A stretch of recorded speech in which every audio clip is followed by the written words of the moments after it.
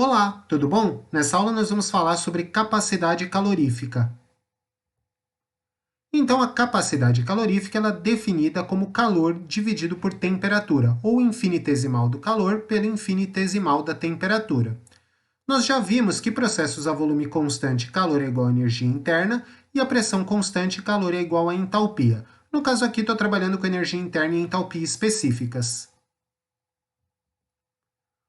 Com isso, a capacidade calorífica a volume constante vai ser chamada de CV, e ela é definida, então, como o meu calor é igual à energia interna específica, como um ΔU ΔT, e esse V aqui é só para indicar que eu estou trabalhando com volume constante. Esse ΔT eu posso passar multiplicando, e se eu tiver um sistema fechado a volume constante, essa minha derivada se torna um ΔU igual a CV dt. Esse ΔU virá um ΔU após integrado, e eu posso fazer a integral das temperaturas aqui com esse termo CVDT. Se eu tiver um processo mecanicamente reversível a volume constante, eu posso calcular meu calor como número de mols, ou pode ser a massa também, vezes o ΔU específico. O que vai me dizer se eu vou usar número de mols ou massa é a unidade desse ΔU. Se for joules por mol, eu utilizo o número de mols. Se for joules por quilo, eu utilizo a massa. Então, meu ΔU é tudo isso aqui, fiz a substituição. Se eu tiver um CV constante, ele pode sair dessa integral, e o meu calor pode ser calculado como NCV vezes T2 menos T1. Fazendo a mesma coisa agora para a pressão constante, minha capacidade calorífica ganha o subscrito P. Portanto, Cp, como ele é uma variação de calor por temperatura, para pressão constante, meu calor é entalpia. No caso aqui, é entalpia específica. E o Pzinho só para indicar que a pressão é constante. Portanto, Cp igual a ΔH ΔT. Passando esse ΔT multiplicando e admitindo aí sistema fechado a pressão constante, dH igual a Cp dt. Integrando, eu vou ficar com ΔH, integral de T1 até T2 de Cp dt.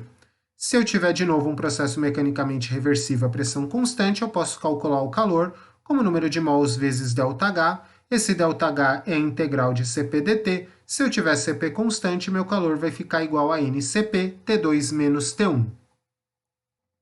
Vale dizer aqui que a entalpia ela é um capítulo à parte, né? Então a gente poderia ter um curso inteiro só falando das diferentes formas de se calcular a entalpia e as diferentes entalpias que a gente tem.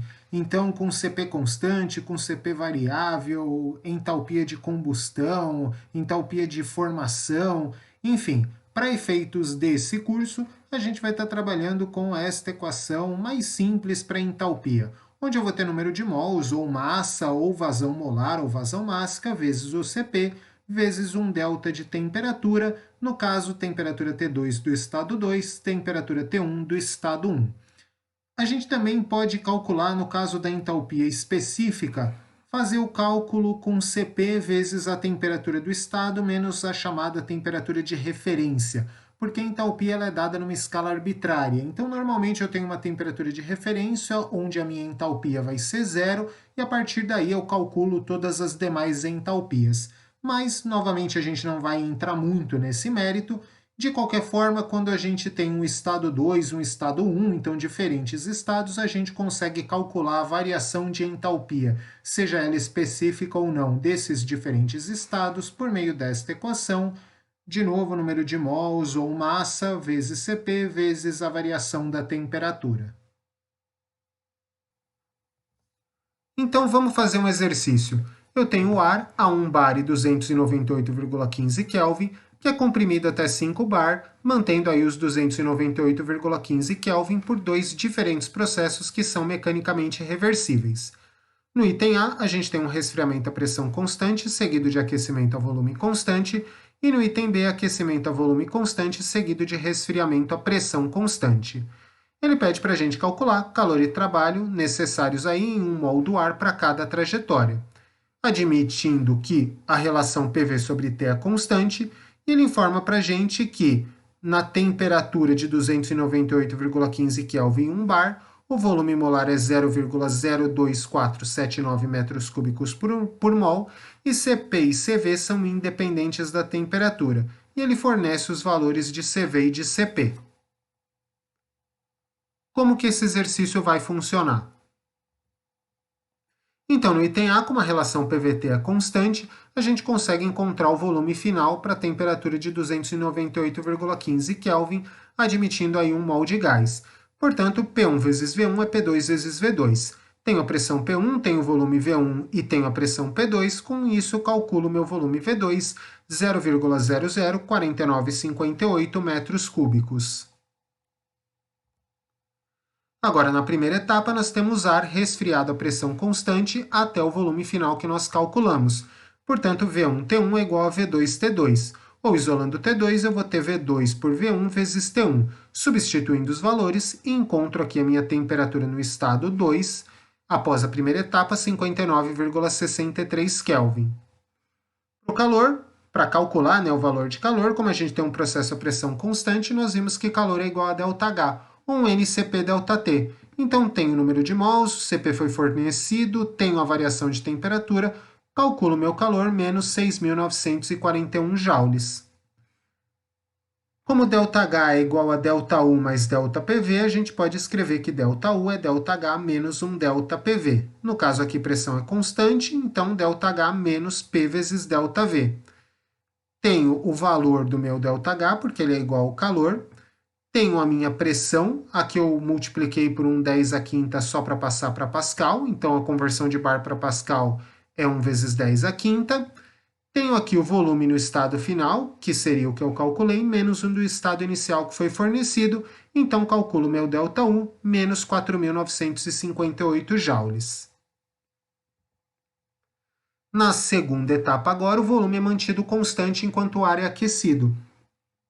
Então, nós vimos que o ΔU vai ser igual ao calor, portanto, vai ser igual a N vezes CV vezes ΔT, porque o volume é constante, e essa relação nós vimos na última aula. Dessa forma, substituindo aí os valores, o N, o CV e a variação de temperatura, porque eu sei que o meu estado final é os mesmos 298,15 e o meu estado inicial agora é o que eu calculei no slide anterior, meu ΔU vai ser de 4.958 joules positivos. Eu sei também que o processo completo ele precisa ser a soma das duas etapas, logo o meu calor vai ser o que eu tenho de calor na etapa 1 mais o que eu tenho de calor na etapa 2. Fazendo esse cálculo, meu calor vai ser de menos 1.983 joules. O mesmo vale para o ΔU, então o ΔU da primeira etapa mais o ΔU da segunda, a variação de energia interna é igual a zero. O que faz muito sentido, já que a gente não tem variação de temperatura. Da etapa 1, da primeira etapa, até a segunda etapa, a temperatura inicial e final foram exatamente as mesmas. Então, o ΔU tem que ser igual a zero mesmo. Como a primeira lei ela pode se aplicar a processos completos também, calor menos trabalho é igual a ΔU.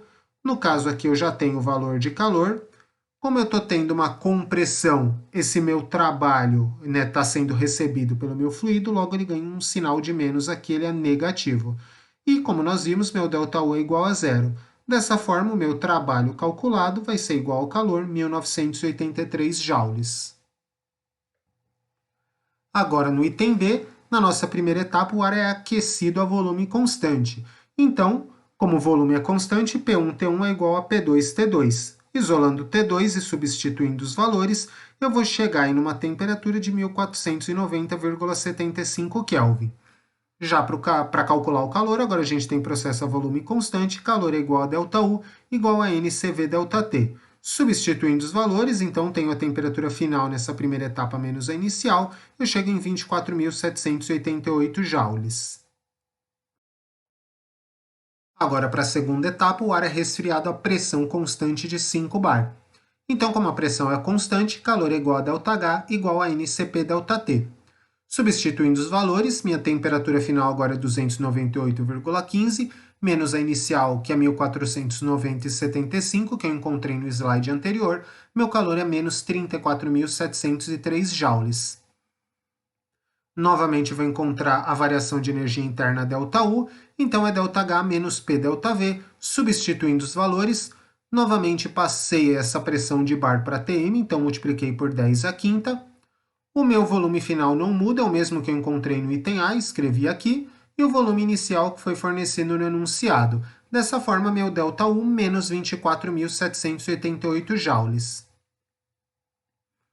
Como o processo completo é a soma das duas etapas, para o meu calor eu tenho o calor da etapa 1 mais o calor da etapa 2, que no caso aqui é negativo, então meu calor total menos 9.915 joules. Para o delta U da primeira etapa mais o delta U da segunda etapa, que é negativo, vai ser igual a zero. Novamente faz sentido, porque a gente saiu de uma determinada temperatura, 298,15, e após todas as etapas retornamos para ela. Então o processo completo não tem variação de energia interna. Agora, para calcular o trabalho, novamente vou aplicar a primeira lei para o processo completo, calor menos trabalho igual a ΔU, meu ΔU é zero, meu calor é menos 9.915, como eu tive uma compressão, esse meu trabalho foi recebido pelo meu gás, então ele ganha um sinal de negativo aqui. Fazendo esse cálculo, meu trabalho é 9.915 joules. Eu sei que a parte teórica pode ser um pouco confuso por conta de todas as integrais, mas espero que você tenha conseguido entender aí a ideia de maneira geral e a aplicação no exercício sem maiores sustos. Dito isso, eu fico por aqui. Antes de ir embora, não esquece aí da tríade do YouTube, então curte, compartilha, se inscreve no canal, acesse nosso site para ver os cursos que nós temos disponíveis e a gente se vê na nossa próxima aula. Até mais!